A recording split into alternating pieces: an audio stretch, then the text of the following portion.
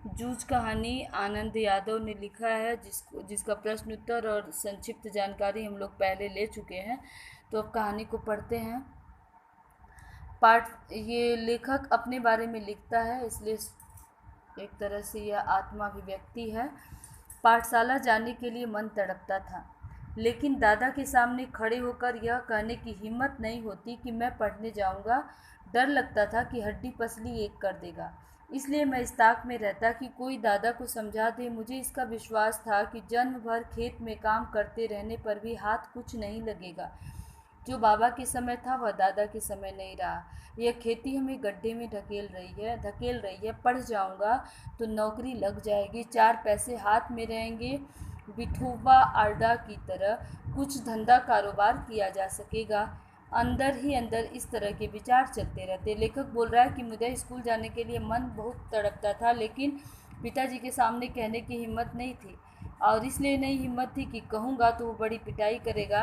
कोई ऐसा होता जो मेरे पिता को समझा देता, वो मुझे स्कूल जाने देते, क्योंकि खेती से कुछ होने वाला नहीं है। पढ़ लिख लूँगा तो कुछ पैसे का आदमी बन जाऊँगा।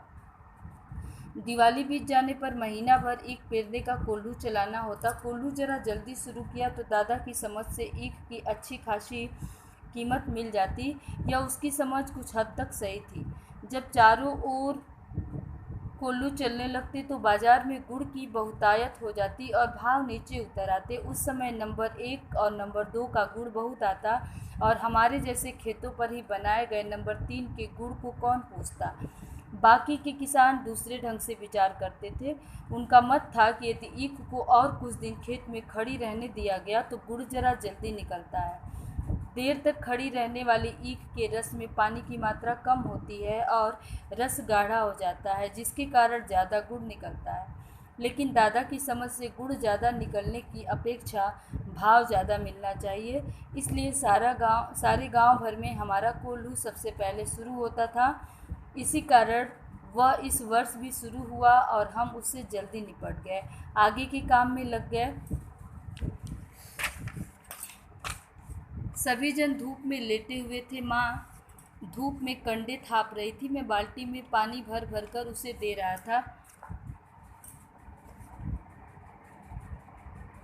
कुछ न कुछ बातचीत भी कर रहे थे। हम दोनों ही थे, इसलिए यह सोचकर कि बात माँ से कहनी चाहिए, मैंने अपने पढ़ने की बात छेड़ दी। माँ ने कहा, अब तू ही बता, मैं क्या करूँ। पढ़ने लिखने की बात की तो वह बरहेला सुअर की तरह कुर्राता है। उसके पिता को बोलती है, बरहेला मतलब जंगली सुअर की तरह चिल्लाता है।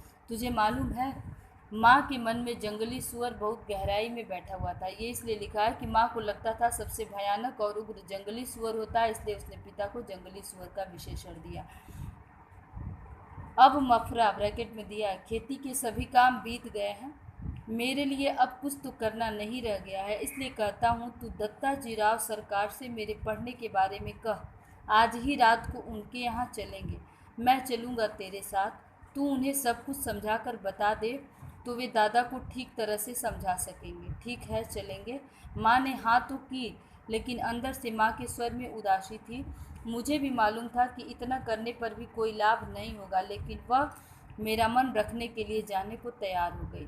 मेरी तड़पन वह समझती थी। 7वीं तक पढ़ाने की उसके मन में तैयारी थी, लेकिन दादा के आगे उसका बस नहीं चलता था।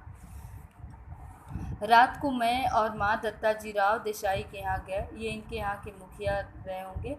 माँ ने दीवार के सहारे बैठकर दत्ताजी राव से सब कुछ कह दिया। वे इस बात से सहमत हो गए। माँ ने यह भी बताया कि दादा सारे दिन बाजार में रखमा बाई के पास गुजार देता है, खेती के काम में हाथ नहीं लगाता है। माँ ने देसाई को यह विश्वास दिला दिया कि दादा को सारे गांव भर आज़ादी के साथ घूमने को मिलता रहे, इसलिए उसने मेरा पढ़ना बंद कर मुझे खेती में जोत दिया है।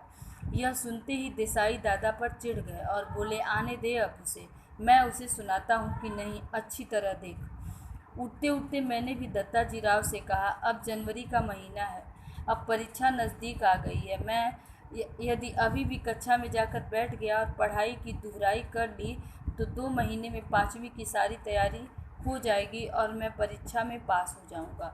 इस तरह मेरा साल बच जाएगा अब खेती में ऐसा कुछ काम नहीं है, मेरा पहले ही एक वर्ष में चला गया है।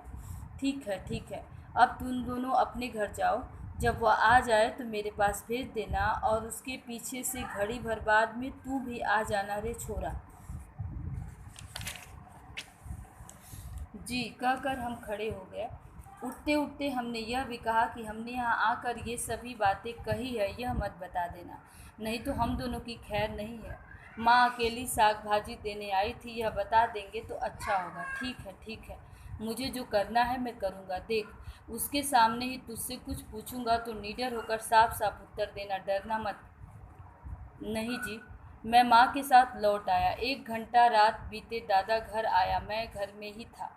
आते ही माँ ने दादा से कहा, साग भाजी देने देसाई सरकार के यहाँ गई थी तो उन्होंने कहा कि बहुत दिनों से तेरा मालिक दिखाई नहीं दिया है, खेत से आ जाने पर ज़रा इधर भेज देना। कुछ काम वाम था? दादा ने अधीरता से पूछा। मुझे तो कुछ बताया नहीं उन्होंने, तो मैं हो आता हूँ। अब तक तू रोटियां सेक ले, गड़पा आए तो उसे खेतों पर भेज देना पहले ही। गड़पा मतलब आनंदा। दादा तुरंत उठ खड़ा हुआ। देसाई के बाड़े का बुलावा दादा के लिए सम्मान की बात थी। आधा घंटा बीतने पर माँ ने मुझसे कहा कि अब तू जा, कहना जिम ने बुलाया है। जिम ने मतलब खाने के लिए बुलाया है। अच्छा। मैं पहुंचा तो सरकार मेरी राह देख रहे थे। क्यों आया रे छोरे? दादा को बुलाने आया हूँ, अभी खाना नहीं खाया है। बैठ बैठ, थोड़ी देर, अभी तो आया है वह मेरे पास। जी, मैं बैठ गया। धीरे धीरे दत्ताजी राव पूछने लगे, कौन सी में पढ़ता है रे तू? जी, 5वीं में था, किंतु अब नहीं जाता हूँ। क्यों रे? दादा ने मना किया है, खेतों में पानी लगाने वाला कोई नहीं है। क्यों रत्नाप्पा? हाँ जी। फिर तू क्या करता है? सरकार ने दादा से जिरह करना शुरू किया तो सारा इतिहास बाहर निकल आया। सरकार ने दादा पर खूब गुस्सा किया। उन्होंने दादा की खूब हजामत बनाई। हजामत बनाई मतलब खूब खबर ली।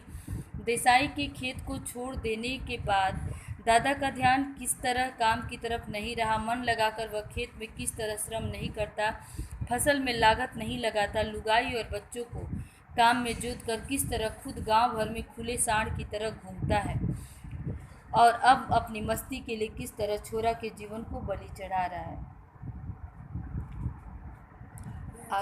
यह सब दादा के हर एक तर्क को दत्ताजी राव ने काट दिया और मुझसे कहा, सवेरे से तू पाठशाला जाता रह, कुछ भी हो पूरी फीस भर दे उस मास्टर की, और मन लगाकर पढ़ाई कर, किसी भी तरह साल नहीं मारा जाए, इसका ध्यान रख। यदि इसने तुझे पढ़ने को नहीं भेजा तो सीधे चला आ इधर, सुबह शाम जो हो सके वह काम कर यहाँ, और पाठशाला जाते रहना, मैं पढ़ाऊँगा तुझे।